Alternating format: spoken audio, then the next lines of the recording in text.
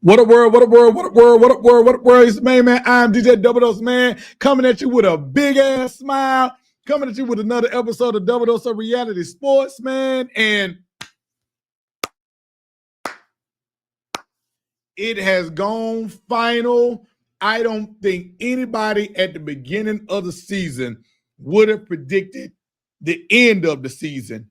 And what did it show us? Not only if I would have told you at the beginning of the year that the Big Ten would win their third straight national title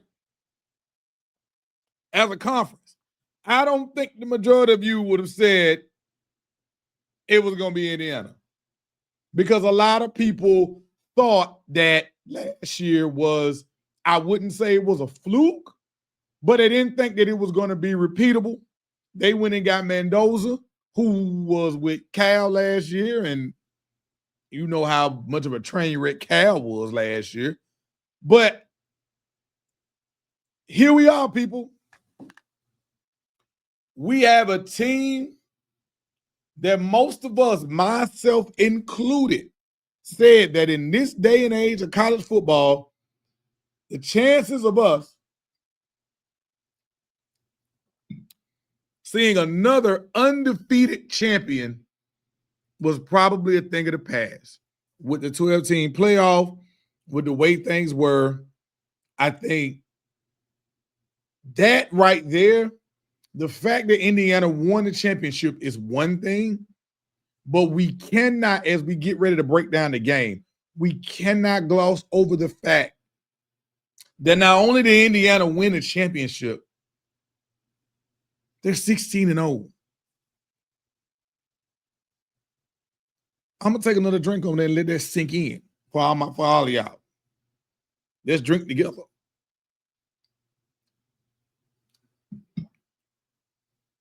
They are 16-0.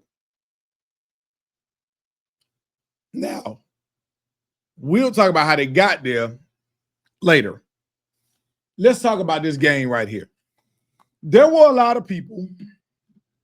Now, I'm going to tell you, most of you know, I am one. Miami. What's been 25, 26 years? What was it, 2001? Hey, Miami fans. In 2.5 decades, you've had to watch both your rivals win national titles. Florida has won a couple in that time frame. FSU has won in that time frame. Both Florida and FSU have won multiple conference titles to go along with national titles. All you've done in the last 20 some odd years is absolutely nothing. Now, I get it. You went on a playoff run, one that could be argued you shouldn't have even got the opportunity to do. But that's a story for another day. All of that being said, going into this game, I personally did not think that Miami was going to get blown out. I know a lot of people was like Indiana was going to do to Miami what they've done to everybody else. As much as I make the jokes, make the comments, and I talk about Miami, I will defend my ACC team to this respect of saying this.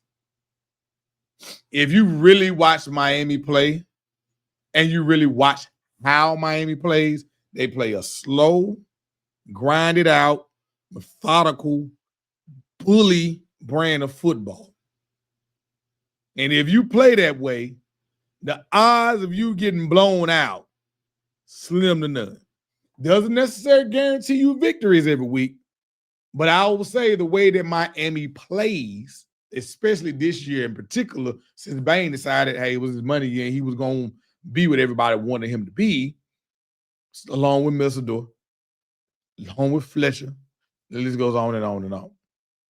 You knew that they weren't, if you watched Miami enough, you knew they weren't going to get blown out. Now, I didn't think that they would win, but I knew they weren't going to get blown out. So, in that regard, you have to give Miami credit for Never change. This is one thing in life, people. We ain't got to lead us to football. This is life. If you are who you are, continue to be who you are and don't change what you are and who you are for nobody. That's the nugget. Be who you are. No matter the circumstances, be who you are and don't change who you are for nobody. Nugget. Now, with that being said, you knew that. And as that game went on and on and on, it was 10-0. At one point in that game, it was 10-0. And I said, well, this might get bad. Indiana may go ahead and make a fool out of me, and this might get bad. However, Indiana persevered, and they did. And when you look at what Indiana was able to do, we understood what Miami wanted to do. And when you go and you look at the box score, you can sit around here and tell yourself, hey, let's look at it. Matter of fact, let me take this off. And then we're gonna bring it to box score. Hold on. Remove that one. Stop share. Let's bring the box score up.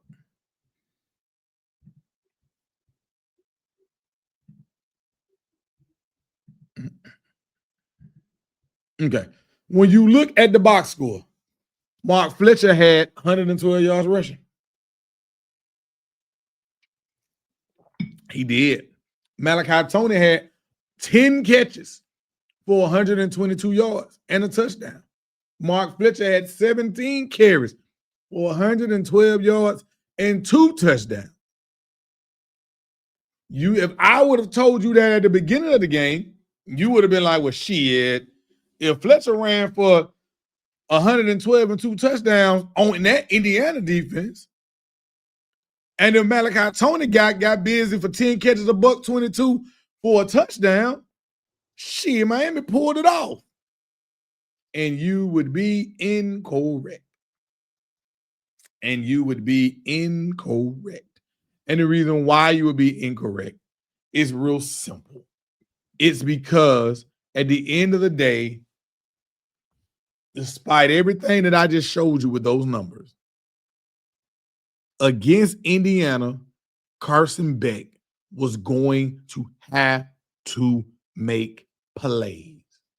Indiana, although it got a little hairy, it did get a little hairy, but Carson Beck was going to have to make plays. Let's start at the end of the game and go back.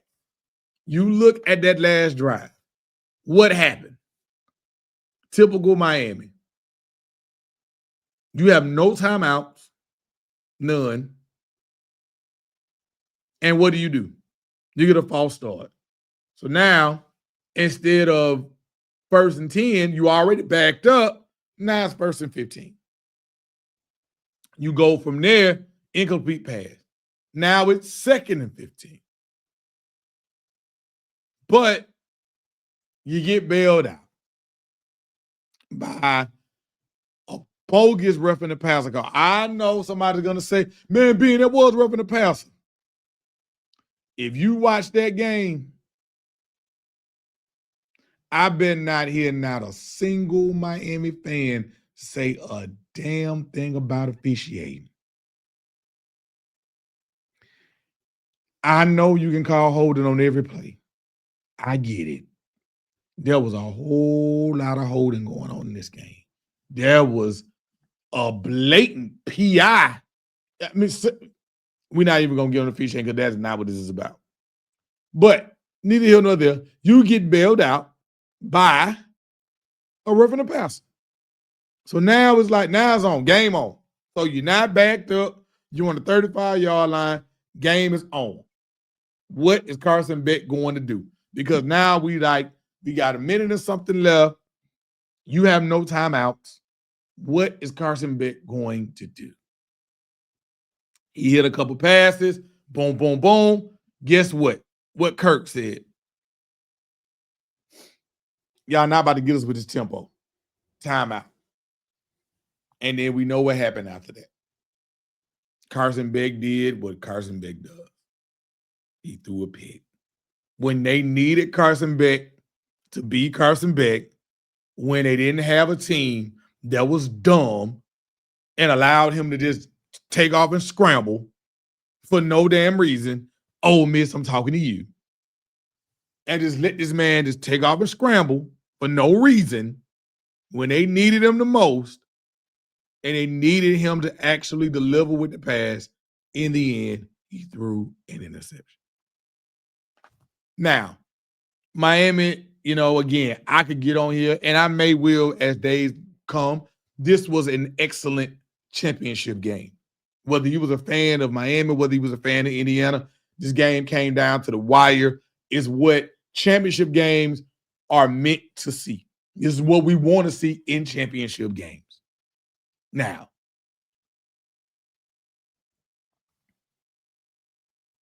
Indiana, I don't know if you can sustain this. I don't even know if it's necessary for you to sustain this. But other coaches, I feel bad for y'all in the coaching industry. Because this man came to Indiana. He didn't come to LSU. He didn't come to Alabama. He didn't come to Ohio State. He didn't come to Texas. He came to Indiana, who's a member of the Big Ten. And in year 2,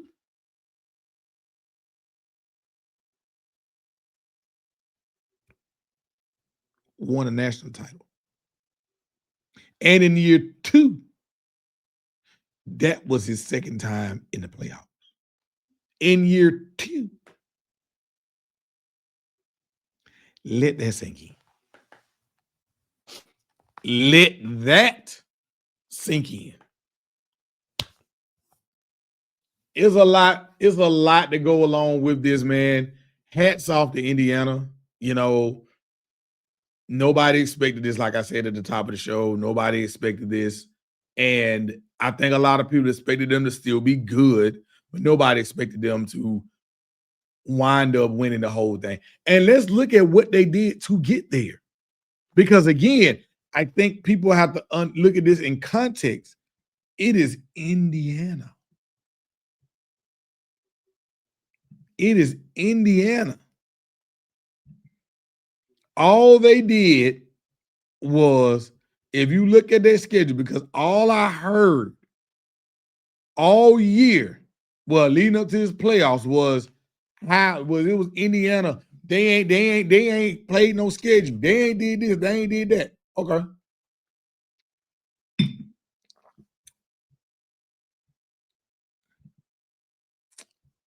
They ain't did this. They ain't did that. Okay. Look at that schedule again. We're just going to do the heavy hitters. They beat Illinois, who was ranked. They beat Oregon, who was ranked number 3. They went to Oregon, who was ranked. They went to Penn State. I know Penn State situation, Franklin left, whatever. I get it. Still was Penn State. They beat Wisconsin. Got to the Big Ten title game. They beat Ohio State, who at that time looked unbeatable. They beat Ohio State.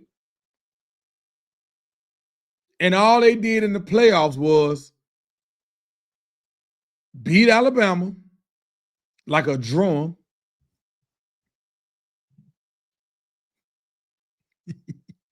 Beat Alabama like a drum. Like they stole. Kirk beat Alabama like he was mad. They didn't call him for the job. Anyway, they beat Alabama, beat the dog shit out of Oregon again. and they beat Miami. And they beat Miami. So when you start talking about, this run and the things that they were able to do, don't you sit there and act like these folks didn't beat nobody. Don't you sit there and act like you not going to, like somebody would have told you that they would have beat.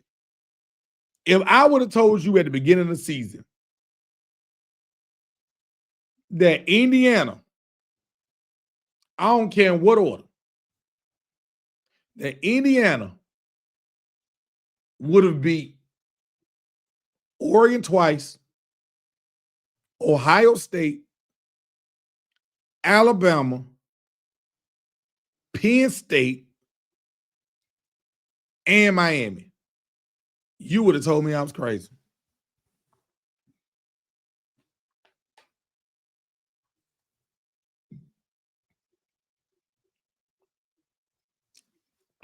You would have told me I was crazy. But they pulled it off, man. So hats off to Indiana University. I don't want to make this long because it's the off season now, y'all. Dang, this year went fast, man. We're going to do a couple of separate shows to talk about. I know the views ain't going to be that high because I know when I start talking about Florida State, a lot of y'all don't care. I get it. Hats off to Indiana, man. I'm glad to say that I was able to witness this because some I had never seen before, never even thought would have happened, especially in year 2 as a head coach. Hell, I don't even think Nick won in not in year 2. You talking about year 2 head coach at a program like this to go 16-0 and win a national title? That deserves to be celebrated. That deserves to be saluted. Hats off to Indiana, man. Great college football season yet again. Hey, y'all, do not tweak it. Leave the 12-team playoff alone, man. We had enough controversy because you had Texas mad because they didn't get in, even though we know why they didn't get in. You had the whole back and forth between Notre Dame and Miami. You had JMU and what's the name making it when a lot of people didn't think that. I'm not JMU. Yeah, JMU making it. And who's the other one that made it that everybody was mad about? Tulane. You had 2 teams made. So you had a lot of going on, and I think that we should sit at 12. I know it's probably not what it's going to be, but I thoroughly enjoyed the playoffs, just like I thoroughly enjoyed the season, man. Thank y'all for rocking with me, man. I got a lot of new content things I'm going to tweak and I'm going to do. D's going to be on a lot more during the season, but I got a lot of shorts and things that I'm going to do as well. So it won't be so many. We're still going to do the long. We're still going to do the 20, 30-minute shows, but we're going to do a lot more short content to get it to you a lot faster and a lot quicker. So thank y'all for rocking with me, man. I appreciate it, man. Love each and every one of y'all, man. Live, laugh, and love, man. Live your life to the fullest. Love the people that love you back and find you something to laugh at each and every day. And it's a sad day, y'all, man. It's the end of the season, but it ain't the end of the show, man. Keep rocking, man. Keep banging with me. Love y'all, man. And guess what? And I'm out.